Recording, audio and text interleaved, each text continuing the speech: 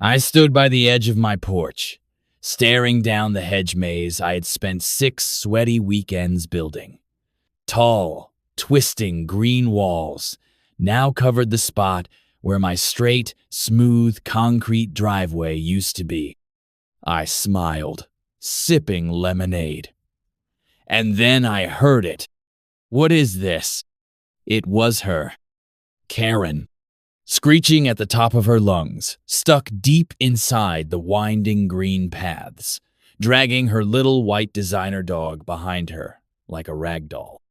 Her sun hat was tilted, her mascara running, and her rage echoing through my beautiful maze like a broken alarm system. You can't do this. I'm calling the HOA. I leaned on the porch railing and yelled back. You mean the HOA you don't even run anymore? Her jaw dropped. Her little yappy dog peed on a bush. But it was already too late. The maze had her now, and she had no idea what was waiting inside. Cliffhanger. She screamed again, this time not out of anger, but fear, and it came from deep inside the maze. Build up. Let me take you back. A few months ago, things were peaceful. My name's Drew, 34, graphic designer, homebody, collector of bonsai trees, and up until recently a pretty chill guy. I bought my dream house at the edge of our quiet little suburban neighborhood, white picket fences, dogs barking, BBQ smoke in the air. But what I didn't know was that just across the hedge-lined street lived a woman I would come to know only as HOA Karen. Her real name is Maureen, but if you ever met her, you'd understand. Imagine a walking complaint form in heels. She was head of the HOA, Homeowners Association, which basically meant she thought she was the queen of everything. She had rules about mailbox heights, lawn color, even how long your garage door could be open. And she had eyes like hawks. She didn't walk her dog, she patrolled with it. I stayed under the radar for months. I kept my lawn tidy, bins hidden, fence painted.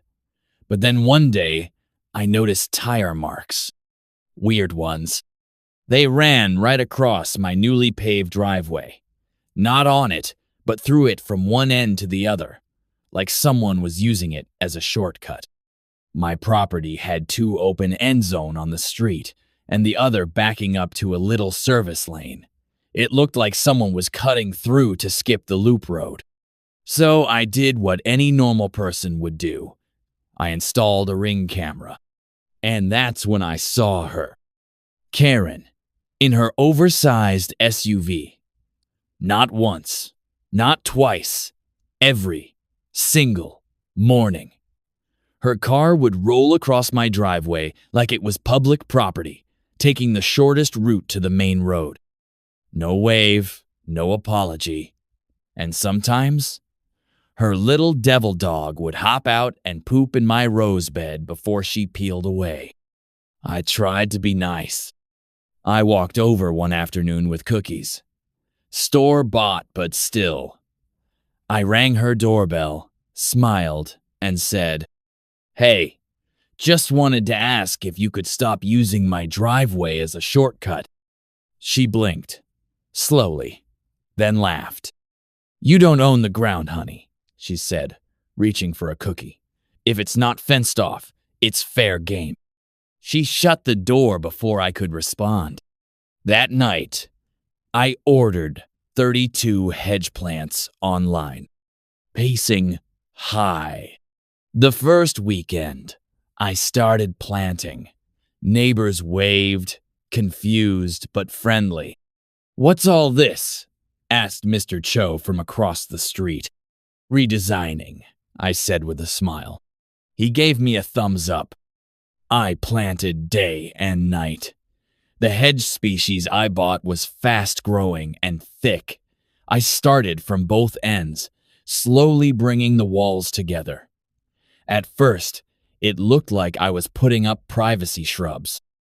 But then the turns started forming. The dead ends, the loops, the weird decorative arch made of old bicycle rims and Christmas lights. Karen didn't notice at first, but the day I blocked off the exit on the other end with a locked gate disguised as a garden trellis, she exploded. "This is against code," she screamed, pointing at the maze. "HOA rules say no non-ornamental structures in the front yard." "You mean the HOA you're no longer president of?" I reminded her. Oh yeah, she had been voted out the month before. Nobody liked the way she micromanaged everyone's bushes. "You'll be hearing from my lawyer," she yelled, marching away. Pacing. Low. Days passed. The maze grew thicker, greener. I left an open entrance with a cute wooden sign that read, "Shortcut this way, good luck." It was petty. It was childish. But it felt amazing. The neighborhood kids loved it.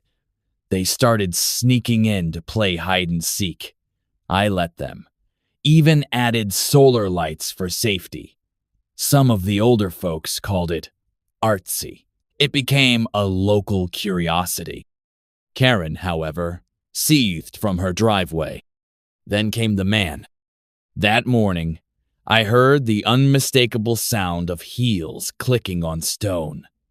I peeked through the curtains and saw her, Karen, standing at the entrance to the maze, arms crossed, lips tight, dog leash in hand. She stepped in. 5 minutes passed. 10. Then, "Hello, this isn't funny." Then, "Where am I?" Then, a scream. But this time, it wasn't just angry, it was terrified. I dropped my lemonade, because inside that maze, I had hidden something.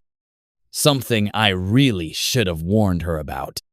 The scream echoed through the hedges like a fire alarm in a cathedral.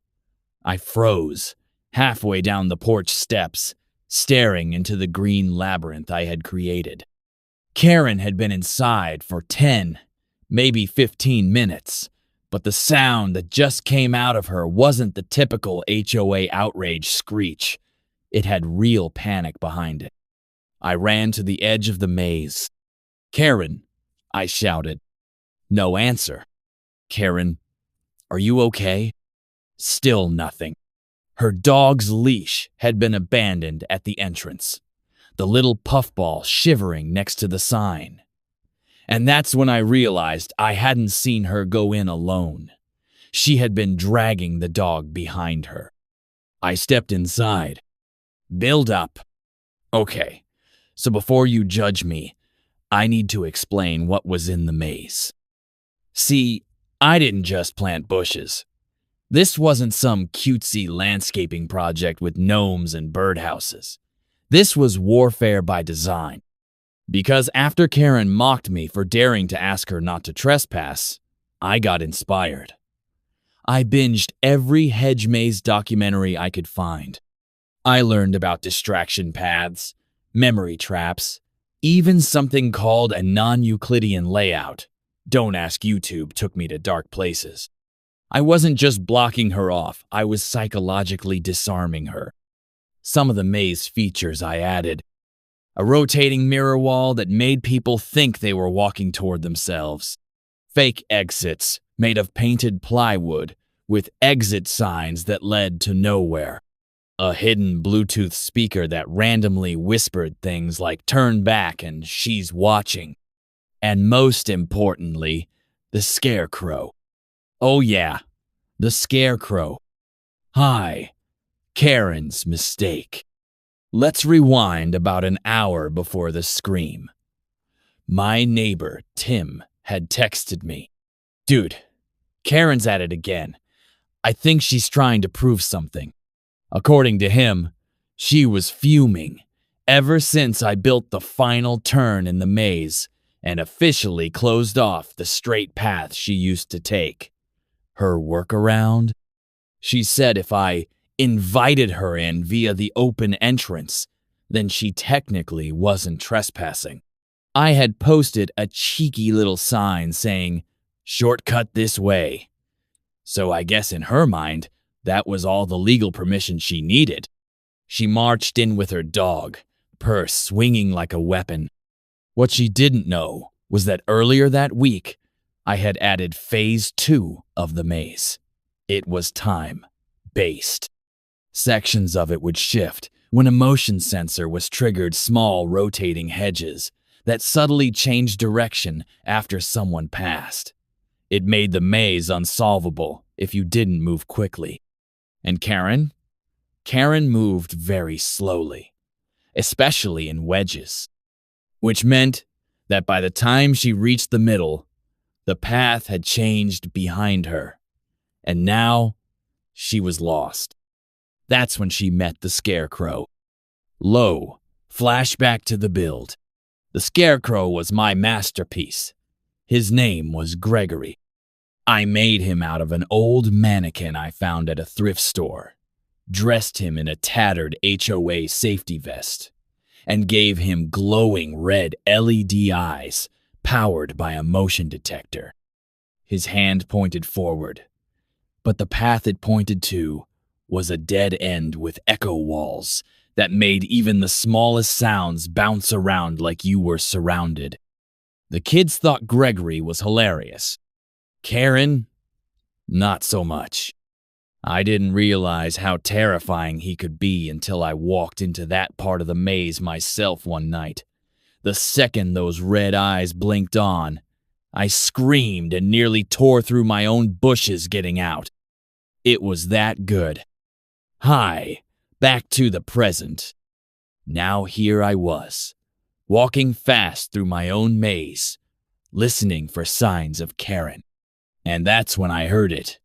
A low, desperate whimper. Hello? Someone? Please! I can't get out! I turned the corner, and there she was, sitting on the ground, makeup smeared, knees scraped, hair full of twigs. Karen, former HOA president, now just a woman defeated by bushes. She looked up at me with wide eyes. "This isn't funny," she said. "You trapped me." "I warned you," I said, offering her a hand. "And you walked in anyway." She didn't take my hand. She just pointed. Something moved back there. It told me to turn around. I thought it was a person. Then its eyes turned red. I smiled. "That's just Gregory. He doesn't like uninvited guests." She looked like she was about to faint. "Get me out of here." Lo, the way out. I led her slowly through the correct path, guiding her past each false turn and fake exit. I noticed she kept glancing over her shoulder like Gregory might follow. When we finally reached the entrance again, her dog jumped into her arms like it had survived a war. She didn't yell. She didn't scream. She just whispered, "You're going to regret this." I shrugged. "Next time, use the road." That night, I was reviewing the Ring camera footage on my laptop, chuckling to myself as I watched her terrified maze journey in time-lapse. But then, the camera glitched for a second. Static. Then it came back. And what I saw made my heart stop. Gregory had moved. His head was turn-tilted to the left, toward the camera. I never designed him to move. I slammed the laptop shut. I sat there, heart pounding, staring at the closed laptop. The room was dead silent, except for the faint ticking of the bonsai watering timer. My hands were cold, my thoughts racing. "Okay, it's just a glitch," I muttered to myself. "Cameras do that.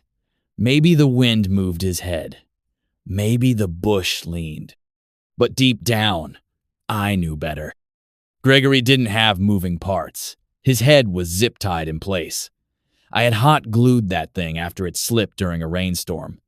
The scarecrow was locked solid. I didn't sleep that night. Build up. The Karen strikes back. The next morning, things got worse. Karen was back. Not in the maze this time. She was standing across the street with a clipboard, sunglasses, and a folding chair. She had parked herself directly across from my house and was watching. She sat there for hours. My neighbor Tim strolled by and leaned in. Bro, she said she's documenting community violations, claims you've created an unregistered attraction and it's depreciating property values. I rolled my eyes. She's just embarrassed. But it wasn't just embarrassment. Karen was plotting. Over the next few days, weird things started happening. First, someone dumped a pile of old mulch at the entrance of the maze, just enough to make it hard to step inside without getting muddy. Then, a city inspector showed up at my door. Anonymous tip, he said. Got a complaint about unsafe structures. I showed him everything. The hedges, the solar lights, the garden gate. He actually laughed. This is pretty cool, he said, walking through it. Just trim the hedges a bit by the sidewalk. You're good. Karen watched him walk out smiling. That must have broken her inside. Because that's when the real sabotage started. Hi, the sabotage begins. One morning, I walked out and found Gregory, glorious, scarecrow lying face down in the dirt. His vest ripped, his LED eyes shattered, his arm bent backward. I knelt next to him like he was a fallen soldier. Whoever did this knew exactly where he was, knew how to reach him, and did it at night. But that wasn't the worst part. The next evening, I rewatched my camera footage to see who did it. And again, right when the camera panned across the center of the maze, static. Then, nothing. Just a dark, flickering image of Gregory, already on the ground. Low. The warning. Later that night, I got a knock at the door. It was Karen. In her hand was a letter, folded neatly. I tried to play nice, she said through gritted teeth. But if you don't remove that maze by the end of the week, I'm going to sue you. And trust me, I've already contacted 3 lawyers. I took the letter, didn't open it. Then I leaned forward. Someone vandalized my property last night. She didn't blink. Prove it. I stared at her. What's your problem with it, really? You got lost one time and now it's war? It's an eyesore, she snapped. A liability. And you think you're so clever, embarrassing me like that? You want to be the neighborhood clown? Fine, but don't say I didn't warn you. She turned to leave. But before she got in her car, she glanced over her shoulder. Oh, and you should check the center of your maze. Something doesn't feel right in there. Hi, what I found inside. I waited until morning. I wasn't going into that thing at night, not after what I saw. The hedges rustled slightly in the wind as I stepped in, flashlight in hand, even though it was broad daylight. Everything seemed normal at first. But when I reached the center, my stomach dropped. Gregory's broken body had been set back up. Not standing, exactly more like leaning against a hedge. But his head, it was turned again, toward the exit. There was something else, too. A second figure, smaller, sitting next to him. A porcelain garden gnome. But I never bought a gnome. Taped to its chest. 2 can play this game. Low, calling for backup. I had to tell someone. I couldn't keep this to myself anymore. So I called Tim. "You're not gonna believe this," I told him. He came over, saw the setup, and just said, "Dude, she's losing it." He helped me take Gregory down and check the maze for anything else planted in it. No cameras, no traps, just that creepy gnome. Tim's idea? Leave it up. Let her dig her own grave. She's making herself look nuts.